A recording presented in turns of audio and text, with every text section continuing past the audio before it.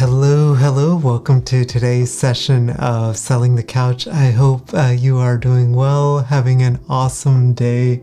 So, I wanted to talk about something that I have been thinking a lot about. And I thought at this point, let's just create a podcast episode around it. And this topic is why I don't want to become social media famous. Now, I know that many of us as therapists have the same mindset, which is, perhaps we want to be active on social media in order to market our practices, or if we're entering into some sort of thought leadership, speaking courses, writing a book, any of that kind of stuff, we realize that there's some benefit definitely of being on social media, in that that's where most people are hanging out. But I think most of us all are also like, yeah, I don't really have a desire to, become quote unquote an influencer or any of those kind of things. About a few years ago, I read a blog post by Tim Ferriss. If you haven't heard of Tim Ferriss, I think most of us have, but he wrote a series of books called The 4-Hour Work Week, 4-Hour Body, 4-Hour Chef, a bunch of those books. And has a very popular podcast and blog. But I believe this was around 2007. Tim wrote this blog post. It was an incredibly powerful blog post, and it was basically titled 11 Reasons Not to Become Famous. And today I wanted to share my own experiences about this topic. We live in a time where quote unquote fame is more accessible than ever. We can create a post on social media and it goes viral, or maybe you create a video short or something like that and it goes viral. Maybe you launch a podcast and it grows very rapidly, or you have a popular online course, or you write a book, or any of these things, and you begin to attract a level of attention that previously you hadn't, and you suddenly find yourself in this spotlight. And that spotlight, what I'm coming to realize now 10 years into this journey, can have its own downsides. And I wanted to share 3 key reasons why I'm intentionally choosing a different path. One that values depth and privacy and peace over chasing online recognition. Also, just a heads up, but a few examples in this podcast episode pertain to really hard topics like suicide and suicidal ideation. So I'll trust that, you'll make a judgment call on whether you want to listen to this episode, and also when you'll listen to this episode, i.e. if there are other people around you, and just being mindful of that. The first point that, and again, I'll link to the episode in the YouTube video, because I think it's one that I honestly feel like every therapist should read, especially that's in private practice. But the first point is the illusion of fame as a solution to personal insecurities. So Tim shares a really painful realization that he literally thought if he wasn't famous by the age of 30, he might as well end his life. Just reading other posts and listening to podcasts by Tim Ferriss, I know that he struggled with lifelong depression and suicidal ideation. And it's something that I have struggled with in my own life as well. Anxiety, but also some depression, where at moments I've had some pretty intense thoughts of suicide. And one thing I've come to realize is the idea that external validation can fix internal struggles is one that I think many of us believe and have entertained at some point. And I think for many of us, it's not overt all the time. Many times it's very subtle. And I've, even had my own version of this.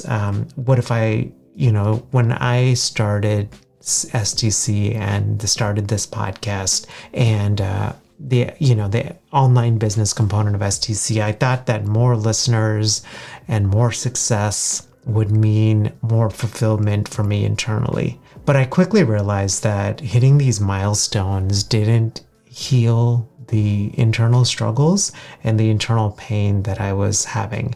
Now, you might be listening to this and you might be like, Mel, no, duh. But I think when you're in the the weeds with it. And when you build something and people are validating you, there's something really intoxicating about it. So, but what I again found was that my insecurities didn't disappear because, we had more downloads, or I was getting these recognition like an Apple Top Career podcast or an Apple New and Noteworthy podcast, all of those kind of things. In fact, at the core of it, a deep fear that I have struggled with in my life is feeling like I am not enough. Anything that I accomplish, I have, traditionally, I've done a lot of work on this, but traditionally I've had this tendency to dismiss the work that I've done as being like, oh, anybody could do it, or like hyper pinpointing areas where I still fell short, even though I had accomplished something. And what I've noticed is that feeling of not enough has become more amplified as STC has grown, particularly the podcast. And there have been times where I have felt like less than, or for me, it's like I can't fully internalize my success because there just seems to be some sort of a block. Again, I'm doing a ton of work in therapy and I've been doing brain spotting and all of these things just to kind of work through it, because I realize that that's such a critical part of my own healing, and just being able to be content with success. What I have come to ultimately realize is that I can't tie a significant portion of my identity to how the podcast does, my business revenue, how many sponsors we have, podcast downloads, course sales, all of that stuff. All of that stuff that I, get the incredible privilege to do with STC. It is only a part of who I am. It's not the whole of who I am. But man, I know that you will get this, especially if you are a small business owner, because we're putting our heart and soul into this, being able to separate ourselves from our business is like, it's not even just like you arrive there one moment. I feel like it's this continuous work in progress. So the lesson here is, if you're not grounded before you get attention, more attention will only amplify your struggles. If you're not grounded before you get attention, more attention will only amplify your struggles.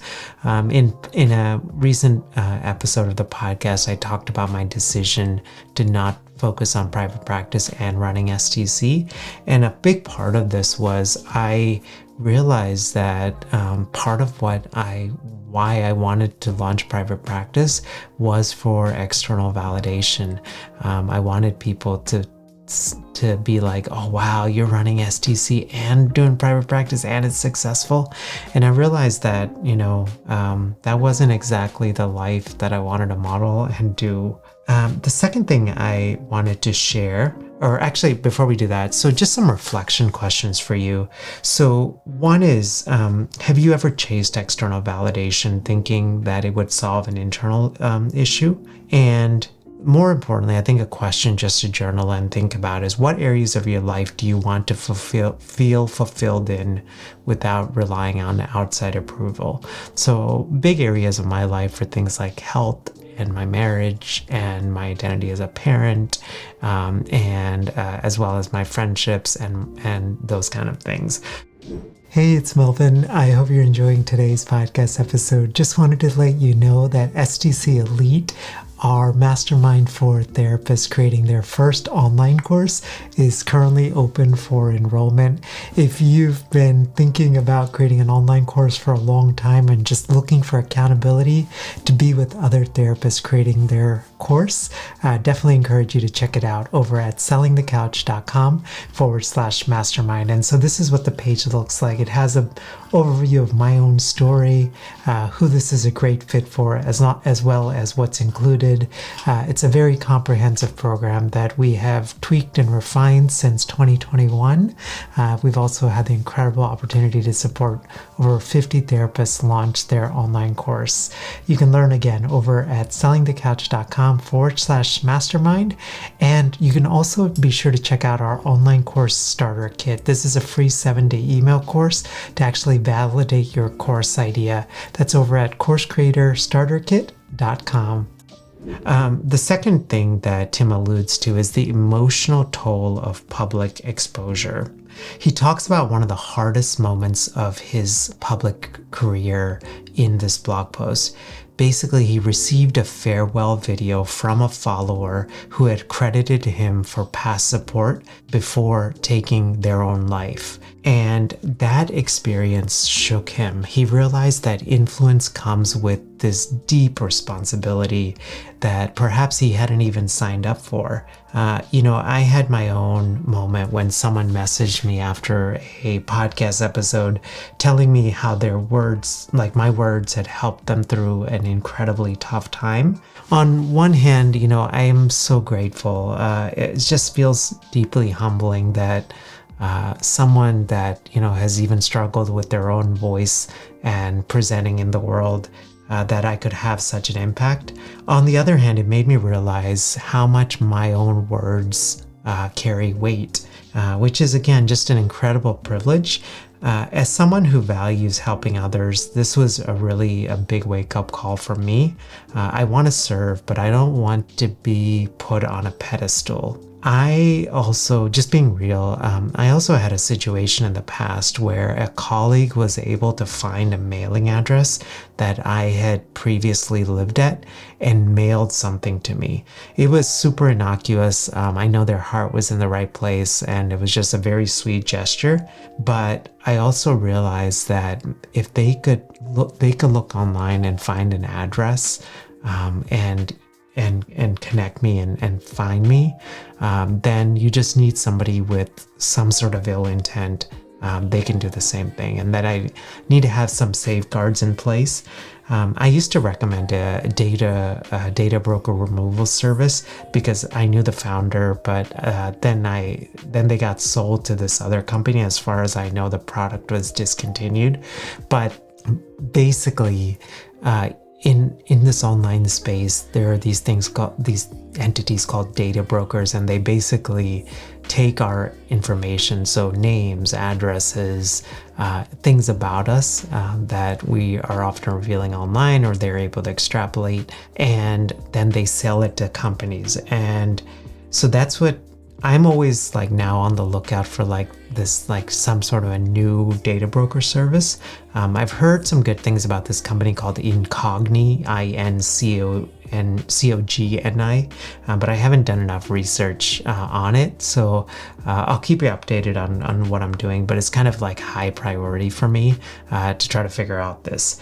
But I would definitely recommend doing your own research, because I found that previous addresses, family members that I was connected to, the age of some of these family members, even my own potential age, all could be found with a simple Google search. And I think especially the nature of what we do, I think it's just a really good idea to keep that stuff as much off as the internet as possible. So the big lesson in this is, when you have a platform, you're not just sharing content, you're influencing people's emotions, choices, and even their mental health. So just kind of a reflection for you, a couple of questions. If the platform that you're on suddenly grew by 100x, how would you handle the responsibility? Just a side note on this, it's one of the things that I'm most grateful for is that the STC podcast has not had hockey stick growth. That has been kind of a slow and steady growth, because as I record this, I'm 42, but there is no practical way I would have had the emotional maturity to be able to handle this kind of stuff, or I would not even have the safeguards in place in order to handle this kind of stuff if I was in my even 8 or 10 years ago. So it's just something definitely to think about. The second question to think about is, what boundaries would you need to protect your own emotional well-being? Having influence and becoming a thought leader, it is wonderful. There are so many upsides to it. Getting not just financially, but from a strictly legacy perspective as well, and getting to help others and do work that is meaningful and that helps others, hopefully for many generations. But the other side of this is just protecting your own emotional well-being as well, realizing that, especially I think for many of us as clinicians, we naturally default to being givers, but I call it, boundaried giving is sort of the best practice I found for long-term sustainability. The third reason and the third point that Tim Ferriss makes in this article, and there's again 11 of them, so I wanted to just focus on sort of the 3 that were the ones that I started particularly thinking about, but it's the erosion of personal privacy. So Ferriss basically shares how even micro fame can lead to the loss of privacy. So people expect some constant access to you, whether through DMs or emails or social interactions. And I'll just even share like a little thing, but we are shifting most of our community engagement for our premium course, premium stuff. So our online course mastermind, our podcasting course to Voxer. And there's been a couple of situations where I've gotten like messages on Voxer, or people have tried to connect with me on Voxer and just like sent me messages, and even that we're not actually like members of our community. So like little things like that. Again, I think most of it is pretty innocuous, but I'm also like kind of aware there could be this other thing. And I think especially as a dad and all of those other roles that I play as well. As STC has grown, I've noticed like little shifts in me, or little things that are happening. I'm naturally a quiet and introverted person. I don't like attention on myself, but sometimes I'll go to like therapist gatherings, and more and more folks are recognizing my name, or they will come up to me and say like how the podcast has helped them, all of which is like just incredibly like I'm grateful for. But I also like, particularly on LinkedIn, I'm getting like more and more messages from like random strangers asking for quick advice or getting on a call, or all of this kind of stuff. And there's this real pressure that I feel to always be on and accessible. But it's an interesting tension, because at the core of it, I value like deep intentional conversation over like surface level attention. So, I'd rather have, 10 thoughtful conversations than like 10,000 people, who barely know me. And yet at the same time, I'm like fully aware that social media is sort of like one part of, how we build, right? So the big lesson in here is privacy is precious, and I want to build a business that supports my life, not one that just makes me feel like I'm on display. And I would say the same thing for you. As you think about thought leadership, even marketing your practice, and as you think about these platforms, right, one of the things I think a lot about is quiet compounding. So building on a platform for not just weeks, not even months, but not for even years, but like thinking in decades. But that also comes with just also thinking, okay, how do I maintain my privacy thoughtfully and strategically? So two questions for you. How do you define success? And really thinking about, what that looks like. I think in the online space, particularly on social media, I think these sort of growth metrics, i.e. followers or subscribers, are often seen as a metric for success. And what I would really encourage for you to do is like define what that success looks like for you. For most of us, it actually may not make sense to have that level of influence and success, again, because it comes with trade-offs. And the other question is, would you rather have like 10,000 or 100,000 passive followers, or a tight-knit community of 100 people who truly care? These are all like questions. I don't know that, my struggle in always creating episodes like this is I don't want it to come across as I have it all like figured out, because I definitely don't. And I feel like I make my own fair share of mistakes with this, but at least I want you to start to think about this. Again, I highly recommend reading this blog post, just setting aside like 30 minutes just to read it, because it's thought-provoking. And the fact that it was written in 2007, before we had all of these like social media channels and video and all of this stuff, I think it also makes it much more relevant. So The 3 points again are: the illusion of fame is a solution to personal insecurities. The second is the emotional toll of public exposure. And the third is the erosion of personal safety. I would love to hear from you, especially if this episode resonated. You can either just shoot me a quick DM on LinkedIn or just send me an email, melvin@sellingthecouch.com. Again, I don't think I have this all figured out, but I think it's a good conversation. It's a needed conversation that we all as clinicians need to have. And I think it would be helpful for all of us to have. Have a great rest of your day and appreciate you so much. Bye.